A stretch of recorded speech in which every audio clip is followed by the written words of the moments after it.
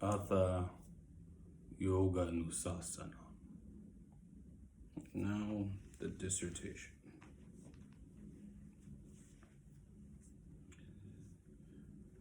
Actually, I'm supposed to wear white. That's my color.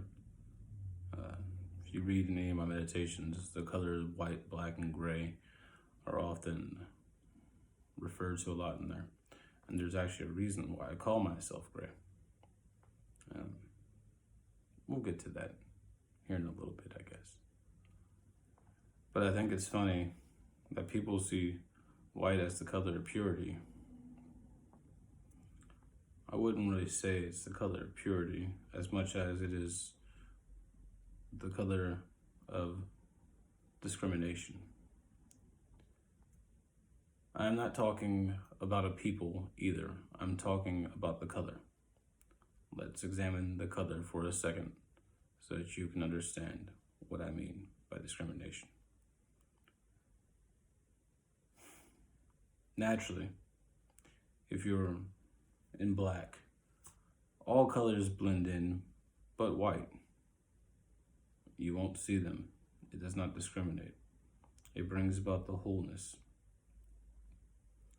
In the color white, you can lay out all the different colors and you will see through your discriminatory factors what this is. Yellow is yellow, blue is blue, and all the various shades and colors in between that people can and can't see.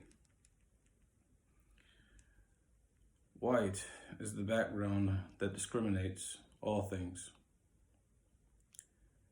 It allows you to see things for what they are, where dark. It allows you black. It allows everything to be one. My colors alternate black and white because of that reason. Seeing everything broken down, but also everything as a whole in a one. It's a dual understanding of, essentially, you could say it's a left brain and right brain hemisphere action discrimination. Being able to visualize and also categorize at the same time without having constraints.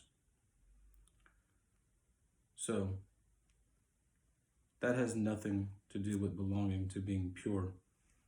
Over time, yes, it may refine you into a form of purity, but a beggar can be a saint. Why does the person have to wear white? And why is it a saintly color, do they say? Doesn't make any sense. But if a person's of the light, they're of the light, and they will light up outside themselves according to legends and myths. Hey, I can't say I've done that. I really haven't. Not that I would know anyway.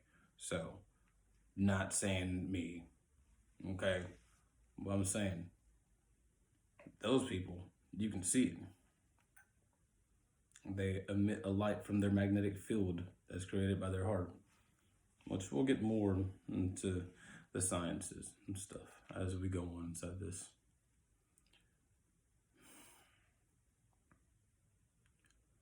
So therefore,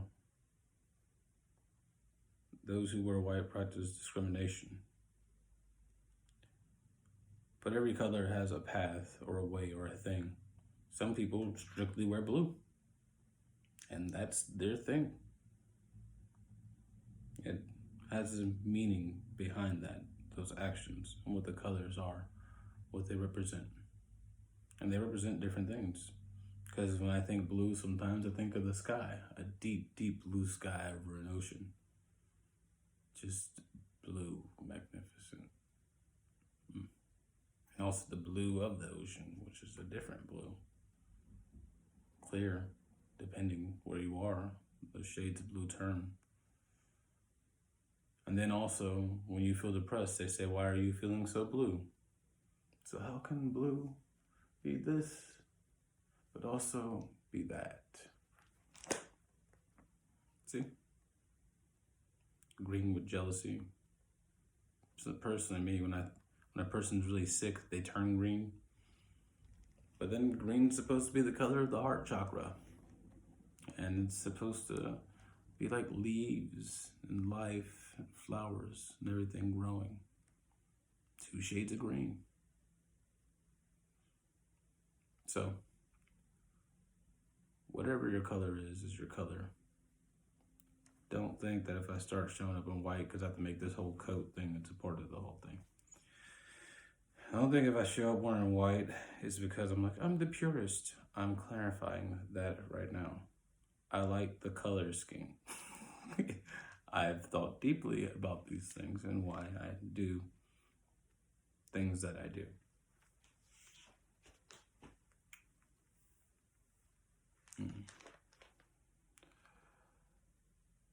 We left off with me seeing the light when I was younger.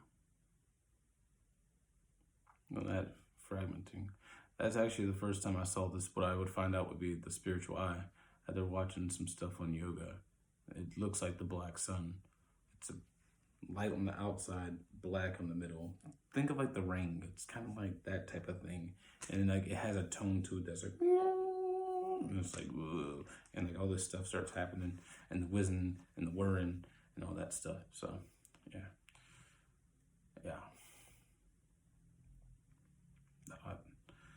Anyways, after that, it was like I was different. I already knew I was different. I was always, as a kid, asking questions that adults couldn't answer, or I'd just feel a general dissatisfaction with everything. And you can say that I was very dysphoric. It's an emotion that would describe my younger self very accurately. If I wasn't happy, I was dysphoric. You know, emotions are like waves. They all have their own different frequency. You can actually look and see how a person is feeling according to their body heat. That's a thing. So that's giving off its own frequency, its own pattern. And emotions register inside that way. So your emotions are constantly changing like waves, constantly moving. Your pond isn't still. If you have like bipolar depression or something like that, you may have one thought that sets you off down a path, and then you can have a good thought and it shifts your emotion. It's because the things are controlling you more than you staying present inside of yourself. And the emotional nature will definitely sweep you up inside of its currents if you let it. You must be mindful to be still within yourself and be present. Try to live in the absolute now, where the things of tomorrow you don't worry about, and the things of the past, they don't no longer exist. They're not threatening you right now. You are in this now, the now. And yogis and everyone, they talk about being in the now. Zen Buddhist in the now. So the now is in between past, and future. It's the present moment. All you have to do is key in on it. Breathe in deep, let it out. Close your eyes. Look out your eyes. You see things. This is where you are. Close your eyes. You see nothing, and you are in presence. Then you'll wait. Just wait and breathe. Focus on the breath. When you do that, the lights will start kicking in. You might see a mist, smoke. You might feel like wind is blowing on you. that's you starting to formulate the landscape of the inner temple. The temple must be built within yourself. If you don't go inside yourself, if you haven't given yourself a place to do things at, you can never get into the now. Essentially, it becomes a lot harder to get into the now, because when you're in the temple and you're in your meditation, you're in the temple, and that's where you are. And all is mind. So, as I started this, there were darker entities that were around. They do exist. There are definitely things outside of you that exist that you don't see normally, but they can make themselves apparent. One of them actually got into me. I accepted. I was like, let me see. Oh, darkness. Oh, so much pain. I hate life. But I didn't sell my soul to it. I just said, could I get in? So I can kick it out. Yeah. Yeah, be careful when you deal with those things too. Kids think you fucking around with something and you gonna control it. No, that thing wanted me to commit suicide. Again, it popped up at like the age of 12, like right after I had learned energy. Somehow, so the process of me getting this, I started to feel even more different because no one else, when I did try to talk about it, will understand what I was saying. So it was like, yes, you show them, kill yourself, or kill everyone, do something, yes, make evil. And I'm like, what the fuck that's not me. I ended up destroying that dude. Sounds crazy. There are definitely spirit things that are out there. These things really do happen. But as I got to that point, the being that is within me was like, no. And like, that was that dude's worst nightmare. That was a bad time for him. Yeah, horrible time. But yeah, as you start walking into the world within you, the world outside of you also starts to pick up more dreamlike qualities. So let's examine the difference between being awake and being asleep. Because later on, this was something that the Nameless One told me, and it's hard to comprehend. But at the same time, it's an important concept because you'll start to notice things happening, and this is also why you must learn to focus and control your mind. First Hermetic principle, all things are mind. Extremely important stuff right there to be known.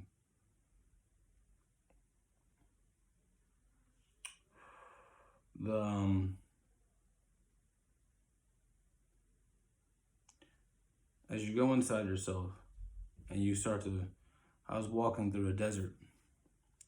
I walked through a tundra until I came upon woods.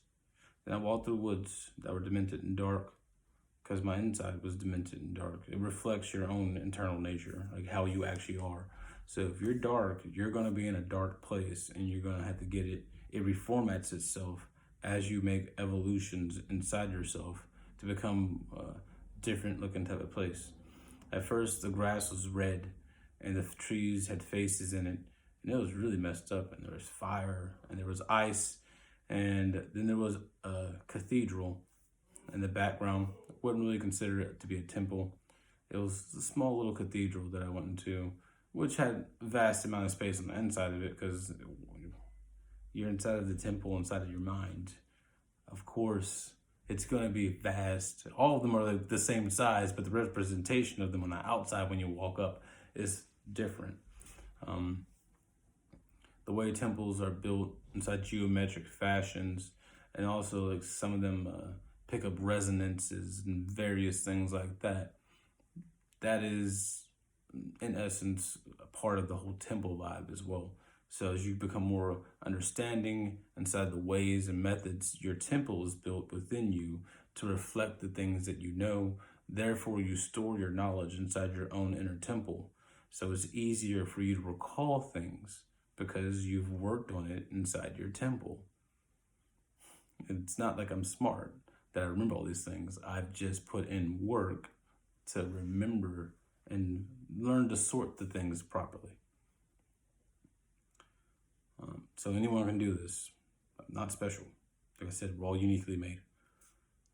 It's a place. You figure out your own variant of it. It'll happen. You just have to let go of what you think you know and be present and observe what happens.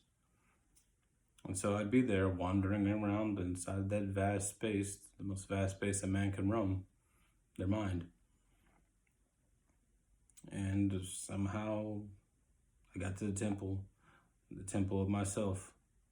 As I start learning the lessons within the temple, the things I could do inside of this thing, started to grow. Little things like wind thingy here, this there, make it stop raining. Just like little tricks. I'm like, am I really doing this? But it's like a reflection. When you're asleep inside of a dream, you wouldn't know that it was a dream if you were constantly there inside of that world. So you being awake, constantly here, doing things here, having continuity here, we come to believe that this is real and where we reside. But in truth, it's somewhere in between the two, beyond the two, where we become permanent. We're always awake and aware. We can transfer between. And then the two worlds align and become one. And you learn to control the things. And this is how certain aspects certain beings gain entry into the grander game and the larger scales of life. This would be what people would consider to be like thought, or an avatar like Jesus, or an avatar as Buddha, or an avatar like Ra, Zeus, Odin, Tyr, Athena. Personally, if I have a daughter, I think I want to name her Athena because I do like that name. But the great water spirit.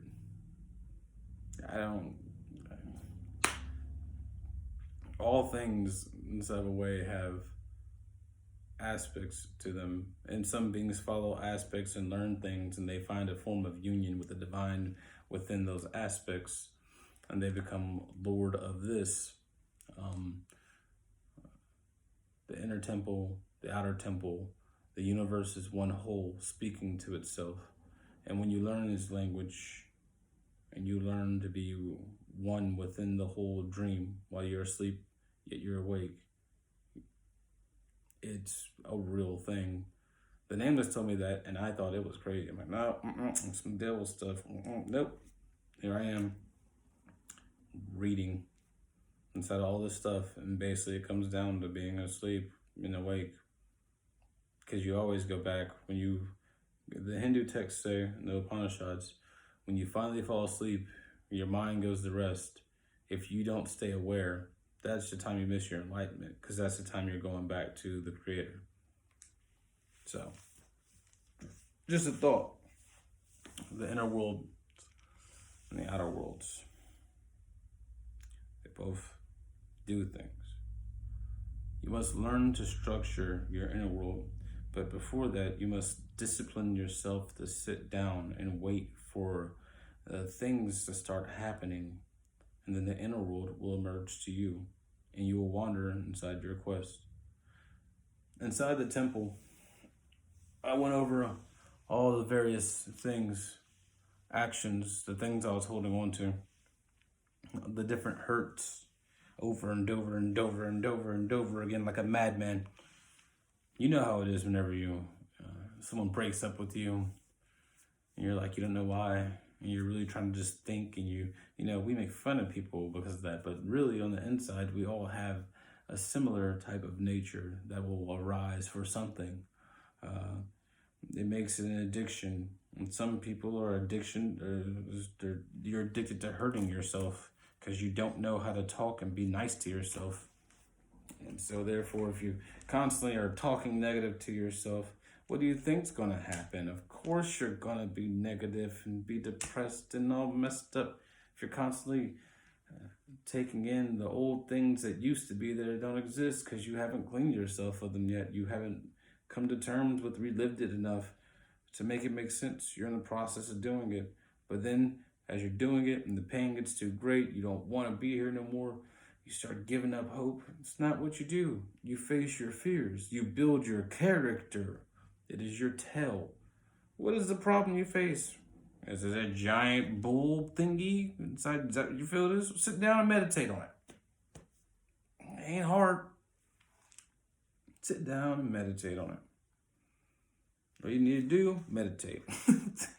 You can ask my friends. I'm like, oh, well, the issue is you need to meditate. You need to go sit down in a dark room and wait. You'll start to lose sense of if you're moving your arm or not, or if your eyes are open or not. You gotta be pitch black. The monks do this for days. They sit inside there for days. And then the melatonin inside the system converts into DMT. And I just recently found an article that melatonin is found inside of sperm, semen. So that is the reason why you're not supposed to masturbate. Yeah. That's the reason why. Save the seed. It builds up the melatonin inside the system. And when you build up the melatonin inside the system, it eventually allows it to convert with water into DMT. And the melatonin is like basically the Christos, you could say. It goes down the spine all the way down here, can come out here, then it reascends back up the spine and increases in concentration. In chemistry, it's called a limiting reactant. It's not enough of it present for it inside the body or inside of the vessel for it to react anymore. And the excess reactant in this case would be water, because water is 73% of the body. But whenever you sit down, fast, let your body go ahead and eat itself, and you stay inside of darkness, because the fasting helps to clean out everything. It's going into autophagy and doing that stuff. You stay inside of darkness and you work inside your temple, doing your meditations. Eventually, even if you're just sitting there doing it for play, you stay in the dark long enough and your body will start to build up and create DMT and fire on your pineal gland. Sit in darkness. Matthew 4:16, those who sit in darkness saw a great light.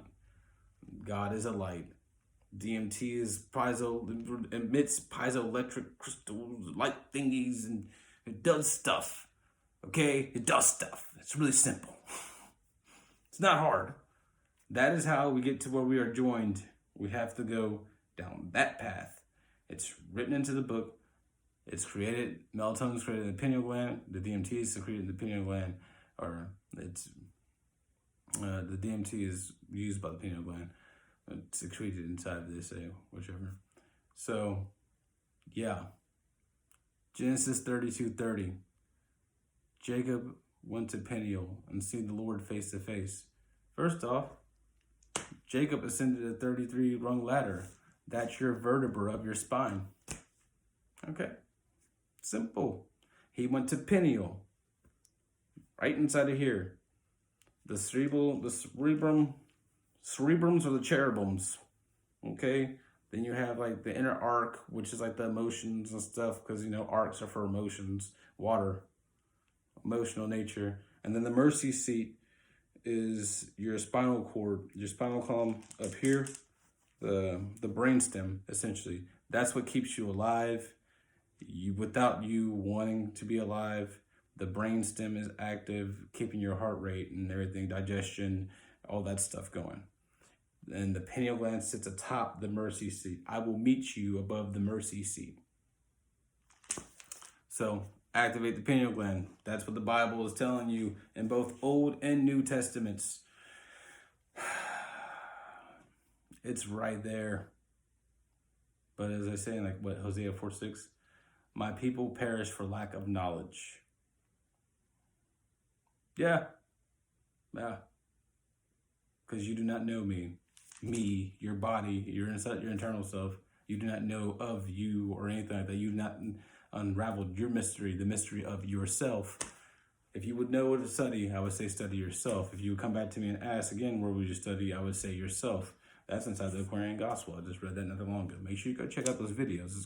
That's gonna be a good series too. We're getting into some scriptures and stuff. We're gonna make the religion make sense. Okay, guys? That's all we gotta do is talk about it. We're gonna make it make sense. I promise you. Okay? We can do this together. Come together. Sorry, tangent.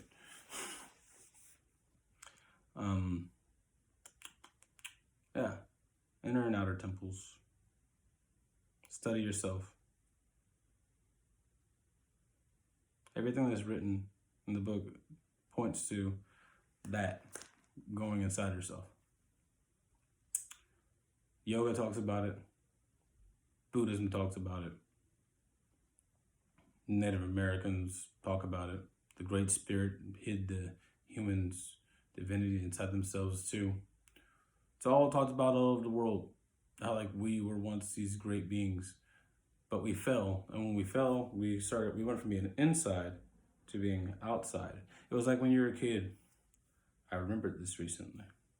When I would sleep, I would be inside the room with mandalas, and then I'd be awake and I'd be out here. Then I'd sleep and it'd be doing thing here, there, and then I'd be awake and I'd be out here.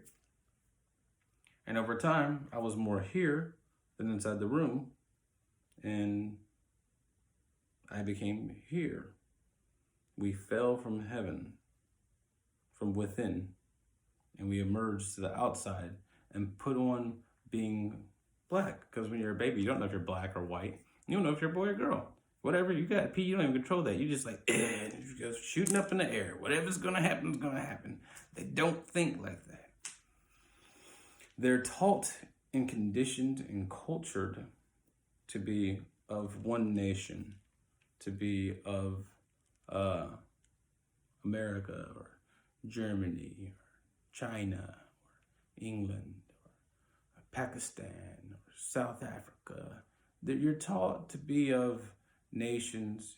Then you're given another classification of you're male or female, which now they've allowed and fooled people to open up more of those variations so that you have even more to choose from inside the game, and going deeper into the illusion vice pulling yourself out of it back to the spiritual nature of what we all are. That's why that is pushed. It's a mind game to mess with us so we can't get back to us to know ourselves. Don't fall for it. Think. Before, supposedly, if you read the scriptures, reincarnation is a thing. And before you came here, you agreed to your body and everything else like that. That's in the Tibetan Book of the Dead. You chose your parents. You chose your body. But being here is hard. Many pains have been suffered. And so therefore, sometimes you think that I should be like this or like that. Whenever really, it doesn't matter what it is. It doesn't need a name. You don't need a name for who you are. It's your own unique being. You don't need to identify anything. Why are you identifying it? Be yourself. Live your truth. Don't identify it. Really simple. Well, you can though. If you want to put on the filter, I'm not telling you not to. It's just advice from what I've seen anyway.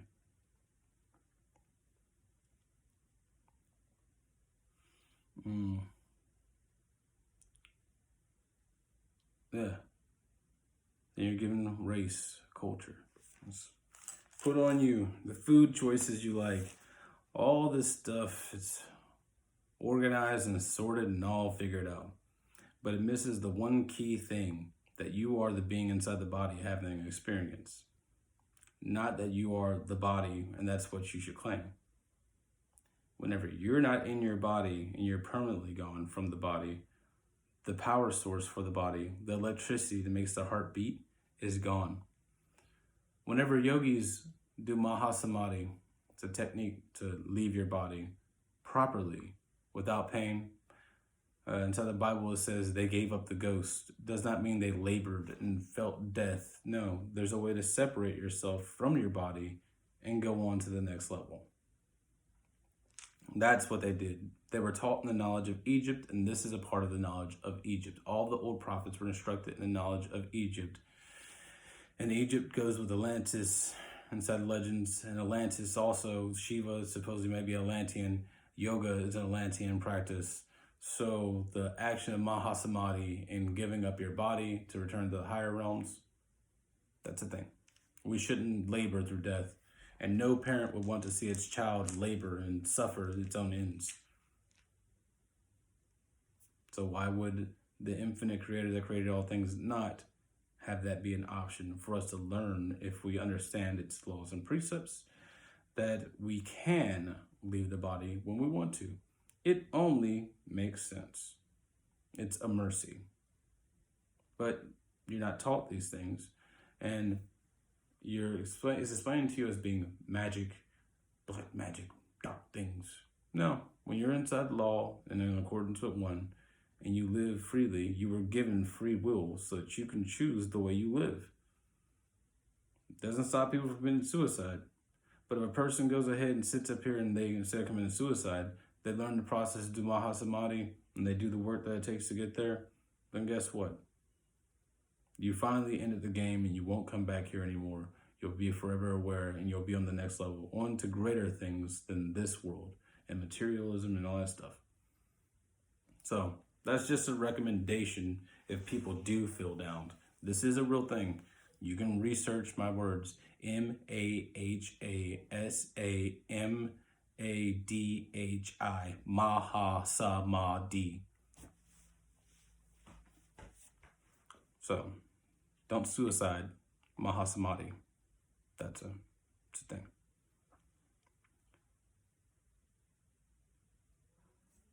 They gave us all these things.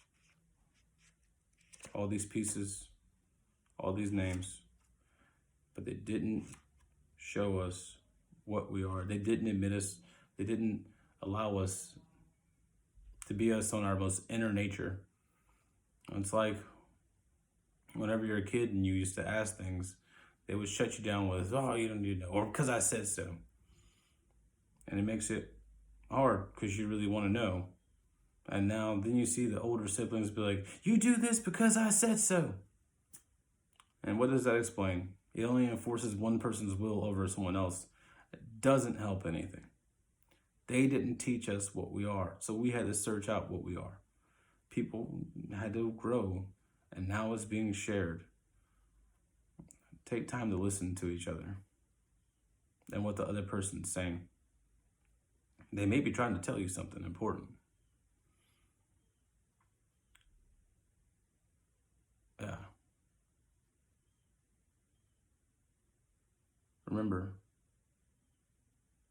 I aspire to inspire people to be their highest ideal.